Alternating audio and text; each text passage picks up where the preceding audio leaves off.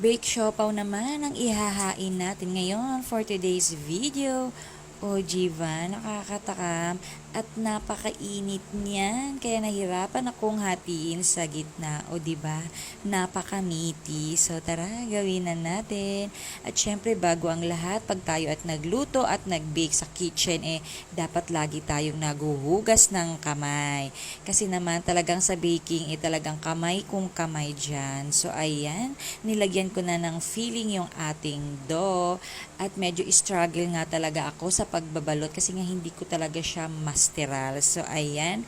Pag nabalot na natin yan siya, kailangan mag-lock up siya para hindi siya nagtutubig. So, ayan. Bilugin lang natin siya. Ayan. At then, pag ganyan na, nalagyan na lahat, lagyan na natin siya ng egg wash. So, yan, papahira natin yan siya ng egg wash kasi yan yung nagpapashiny sa ating tinapay. At lagyan na rin natin ng sesame seed. Kung wala namang sesame seed, keri bumbum pa rin. Maarte lang ako kaya nilagyan ko, diba? So, lagay na natin sa oven. Antay natin ng 30 minutes and then tchaden! O diba, napakabangon yan mga mother bells. At mas masarap yan pag may kasamang kape. So, tara, kainan na. Bye!